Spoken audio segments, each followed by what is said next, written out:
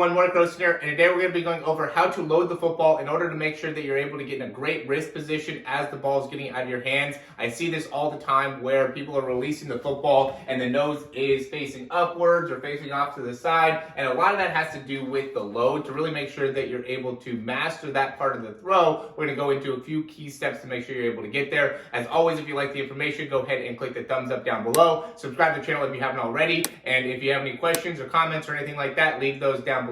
We'll hop in the video right now. Okay, so the main thing that we need to be able to understand with the load is the goal behind the load, which is to get a eccentric stretch on the muscle. And what a eccentric stretch is, or activation is really when you're prepping the muscle to be able to then concentrically contract. And when you're eccentrically loading, it's going to be like when you're going down and loading yourself for like a jump, or it's going to be that initial movement that you go back in the arm to make sure that you're able to then concentrically kind of shorten up a lot of those muscles in the front part of the shoulder, underneath the shoulder. And so what you want to do when you're first loading is be able to go from a elbow, that elbow being down, right? Because I'll see some guys that already have that elbow up. You want to have the elbow down. You want to make it so, you don't have to necessarily bring that pinky all the way up within your hand, but you do want to make it so your elbow is getting further away from your torso. I like to bring that pinky up just because that ends up loading up the wrist a little bit too, but you want to be able to make it so there's some type of backward movement happening here, right? And I know there's a lot of guys that talk about just that Dan Marino style of just kind of coming up and out and really minimizing some of that load, and I do think that is a important part of being able to throw. I don't want to take anything away from that. You do want to be able to get the ball up and out of your hands very, very quickly, but we don't want to forego or dismiss the fact that we do need to actually load the shoulder. So there does need to be some type of motion that makes it so now you can set yourself up to really concentrically contract the muscles with a lot of force. Now, the big thing that I like to do when I'm loading the ball is getting the nose of the football to come back, so then it gives plenty of positioning for my elbow to be able to come through and still maintaining a good position with my wrist and my arm. So, there's a lot of ways to be able to really do that, right? So the main thing to be able to understand is that there wants to be a raise that's happening within the ball and the wrist, and when that raise is happening, you also want to be driving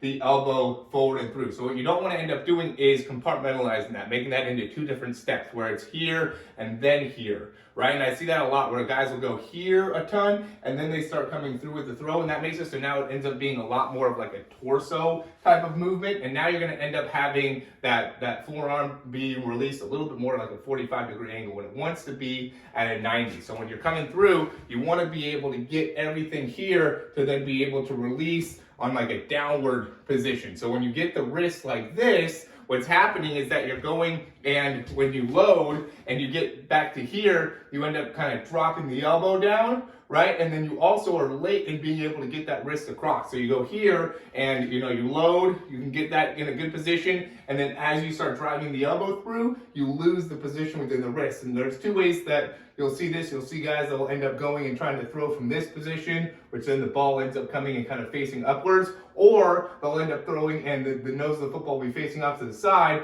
which will make it so then when they're coming across, they're coming across more to the side like that. So the key thing to be able to focus on is just being able to, load yourself to, I just work on this, or I used to a lot more when I was actually playing, but I would just work on being able to, understand how to comfortably load my shoulder, and then I would just drive that wrist through and just get the understanding of how to do that. And then I would just turn my hips to the side, so now I know how to do it to the right, and then I know how to do it to the left, and I just get that habit of being able to understand to get that elbow straight back and then get that wrist up and through. And that ends up being the main thing that you have to be able to understand, is that as the elbow drives through, that wrist wants to be very strong and very stable in order to maximize the release and how to be able to flick the wrist with the most amount of power. Now, the wrist flick is a whole nother thing that you need to be able to understand, but the first thing is being able to master that load and understanding how to get that that wrist in a great position for you personally. Everybody's going to have something a little bit different that they do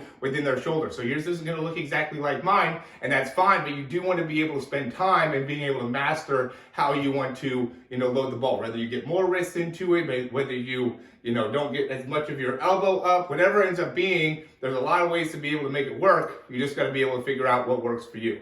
All right, as always, guys, thanks for watching. Go ahead and check out Quarterback University. I've been putting a ton of work, a ton of effort into making that to be a great platform for quarterbacks to be able to really understand how to throw the football better. And so go ahead and check that out. We have links down below. If you want to get a breakdown or anything like that, Quarterback University will offer that. We also have programs within Quarterback University. Really a great platform for you to be able to understand what you can do as a quarterback to be able to master your throwing mechanics and become just that much better of a overall athlete and quarterback. So as always, thanks for watching. Talk to you soon.